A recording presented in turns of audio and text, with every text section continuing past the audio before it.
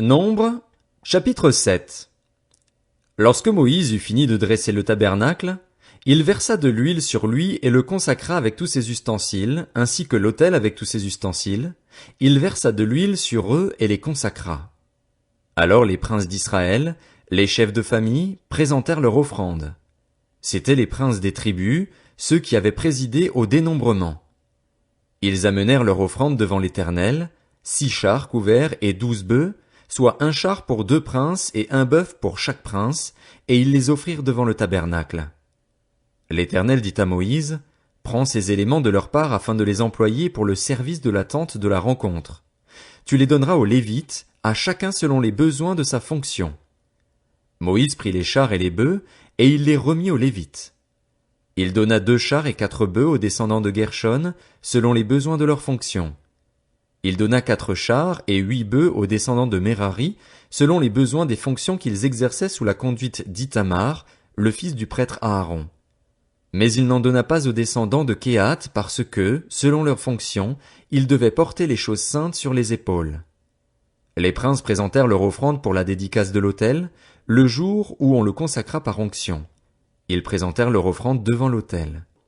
L'Éternel dit à Moïse, les princes viendront un à un, et à des jours différents, présenter leur offrande pour la dédicace de l'autel. Celui qui présenta son offrande le premier jour fut Nachshon, fils d'Aminadab, de la tribu de Juda. Il offrit un plat en argent qui pesait 1 kilo et 300 grammes, et un bassin en argent de 700 grammes, d'après la valeur étalon du sanctuaire. Ils étaient tous deux pleins de fleurs de farine pétries à l'huile pour l'offrande. Il offrit aussi une coupe en or qui pesait 100 grammes et était pleine de parfums, un jeune taureau, un bélier et un agneau d'1 an pour l'holocauste, un bouc pour le sacrifice d'expiation et, pour le sacrifice de communion, 2 bœufs, 5 béliers, 5 boucs et 5 agneaux d'1 an. Telle fut l'offrande de Nachshon, fils d'Aminadab. Le deuxième jour, Nathanaël, fils de Tsuar, prince d'Issachar, présenta son offrande. Il offrit un plat en argent qui pesait 1 kilo et 300 grammes, et un bassin en argent de 700 grammes d'après la valeur étalon du sanctuaire. Ils étaient tous deux pleins de fleurs de farine pétries à l'huile pour l'offrande.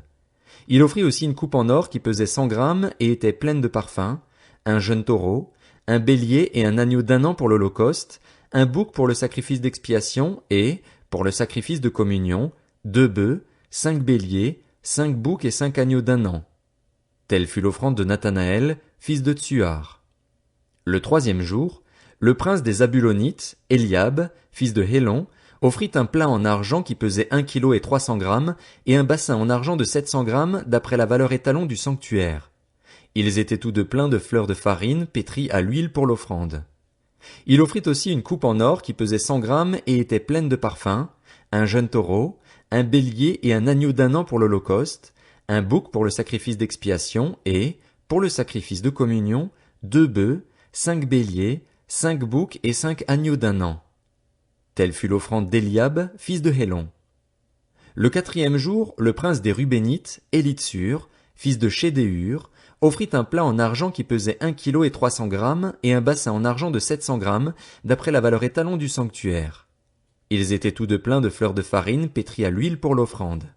Il offrit aussi une coupe en or qui pesait 100 grammes et était pleine de parfums, un jeune taureau, un bélier et un agneau d'1 an pour l'holocauste, un bouc pour le sacrifice d'expiation et, pour le sacrifice de communion, 2 bœufs, 5 béliers, 5 boucs et 5 agneaux d'1 an. Telle fut l'offrande d'Élitsur, fils de Chédéur. Le cinquième jour, le prince des Siméonites, Shelumiel, fils de Tsurishadaï, offrit un plat en argent qui pesait 1 kilo et 300 grammes et un bassin en argent de 700 grammes d'après la valeur étalon du sanctuaire. Ils étaient tous deux pleins de fleurs de farine pétries à l'huile pour l'offrande. Il offrit aussi une coupe en or qui pesait 100 grammes et était pleine de parfums, un jeune taureau, un bélier et un agneau d'1 an pour l'holocauste, un bouc pour le sacrifice d'expiation et, pour le sacrifice de communion, 2 bœufs, 5 béliers, 5 boucs et 5 agneaux d'1 an. Telle fut l'offrande de Shelumiel, fils de Tsurishadaï.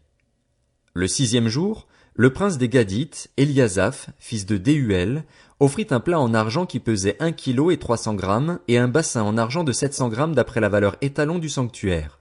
Ils étaient tous deux pleins de fleurs de farine pétries à l'huile pour l'offrande.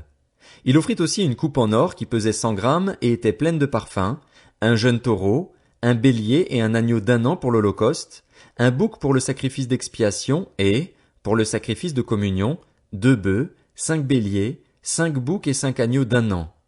Telle fut l'offrande d'Eliasaph, fils de Déhuel. Le 7e jour, le prince des Éphraïmites, Élishama, fils d'Ammihuд, offrit un plat en argent qui pesait 1 kilo et 300 grammes et un bassin en argent de 700 grammes d'après la valeur étalon du sanctuaire. Ils étaient tous deux pleins de fleurs de farine pétries à l'huile pour l'offrande.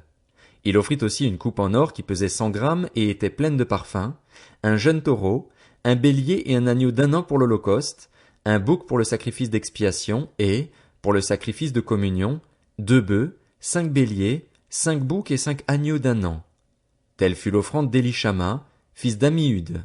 Le 8e jour, le prince des Manassites, Gamliel, fils de Pédatsur, offrit un plat en argent qui pesait 1 kilo et 300 grammes et un bassin en argent de 700 grammes d'après la valeur étalon du sanctuaire. Ils étaient tous deux pleins de fleurs de farine pétries à l'huile pour l'offrande.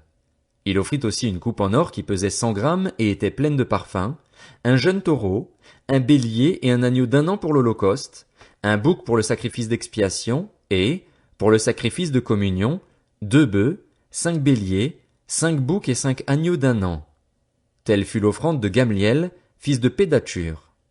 Le 9e jour, le prince des Benjaminites, Abidan, fils de Gidéoni, offrit un plat en argent qui pesait 1 kilo et 300 grammes et un bassin en argent de 700 grammes d'après la valeur étalon du sanctuaire.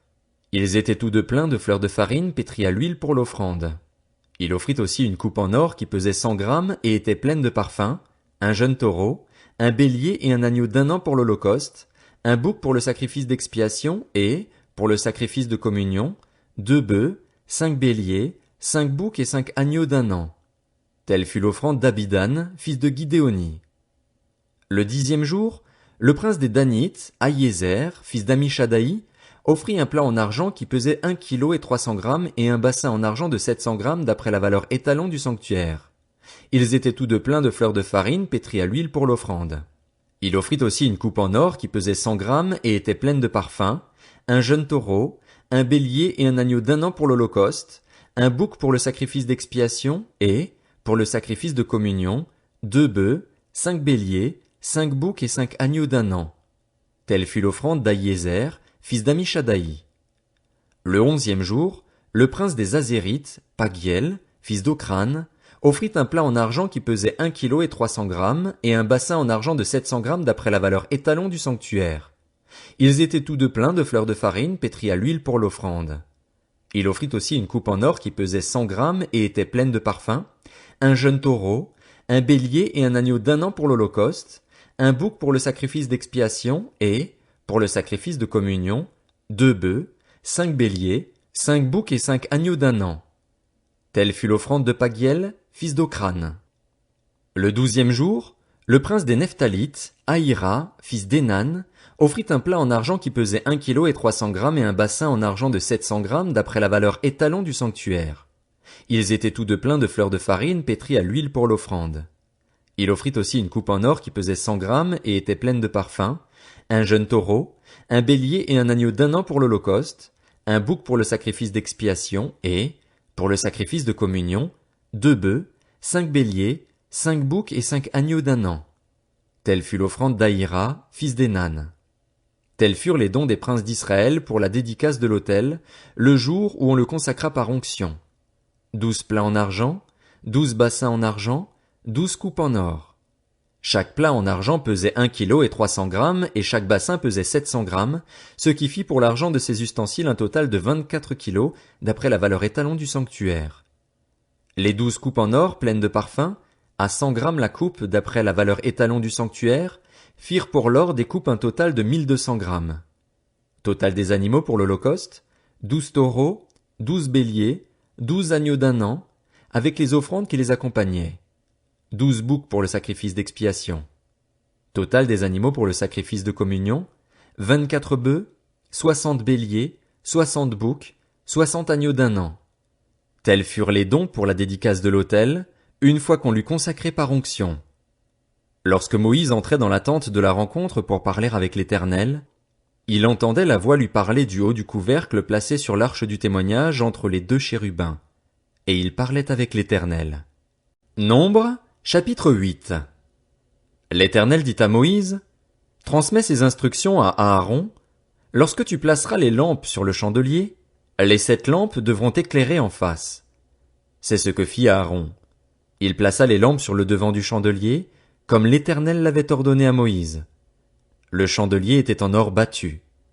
Il était en or battu de son pied à ses fleurs. Moïse avait fait le chandelier d'après le modèle que l'Éternel lui avait montré. L'Éternel dit à Moïse, prends les Lévites du milieu des Israélites et purifie-les. Voici comment tu les purifieras. Asperge-les d'eau expiatoire. Qu'ils fassent passer le rasoir sur tout leur corps, qu'ils lavent leurs vêtements et qu'ils se purifient. Ils prendront ensuite un jeune taureau, avec l'offrande de fleurs de farine pétrie à l'huile qui l'accompagne. Tu prendras un autre jeune taureau pour le sacrifice d'expiation.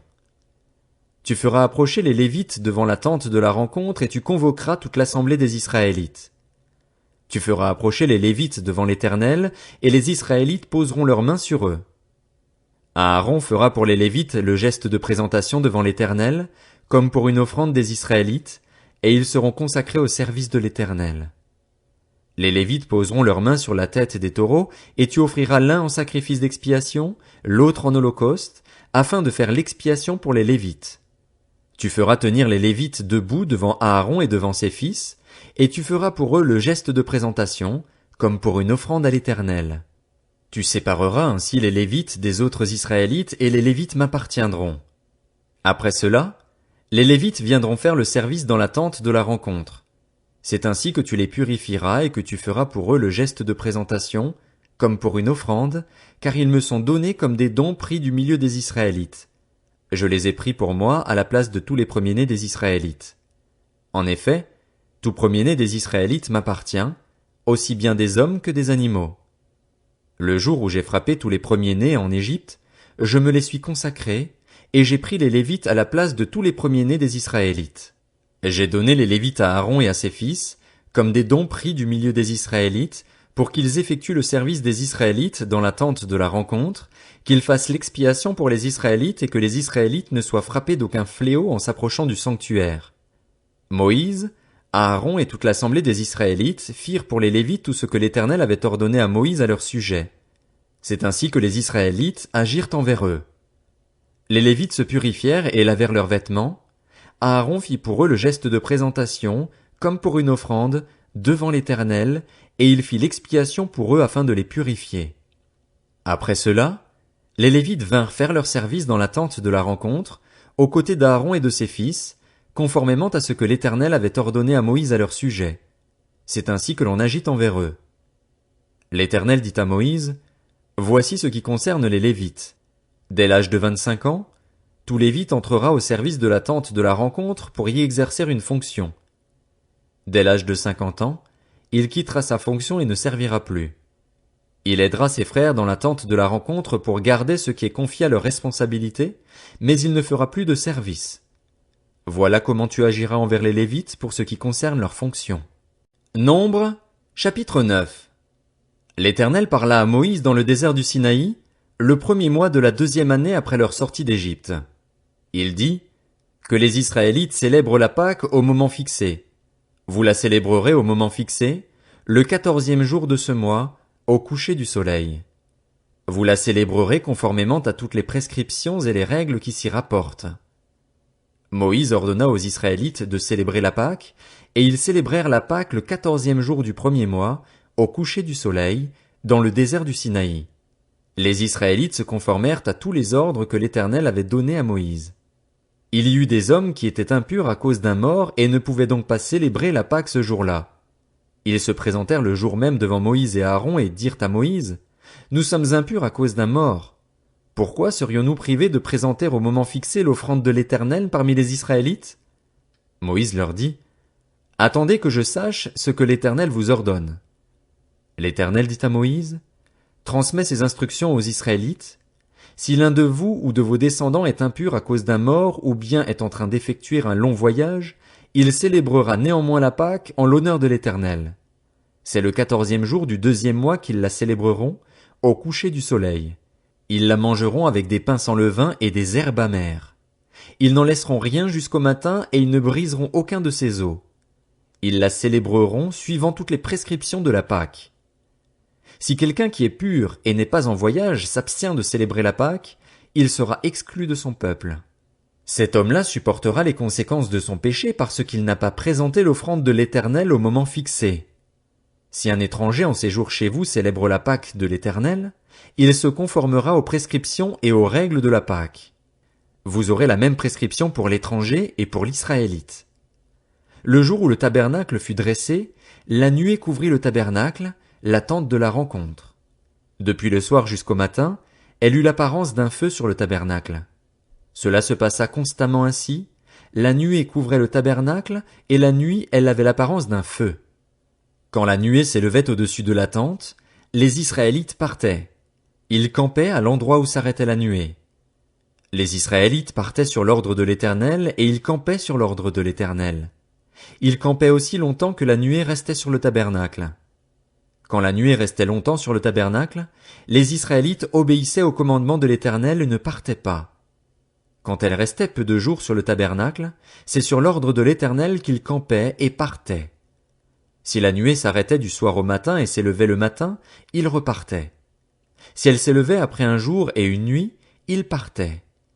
Qu'elle s'arrête sur le tabernacle 2 jours, 1 mois ou une année, les Israélites restaient à camper et ne partaient pas, et quand elle s'élevait, ils partaient. C'est sur l'ordre de l'Éternel qu'ils campaient et partaient. Ils obéissaient au commandement de l'Éternel, conformément à l'ordre que l'Éternel avait donné par l'intermédiaire de Moïse.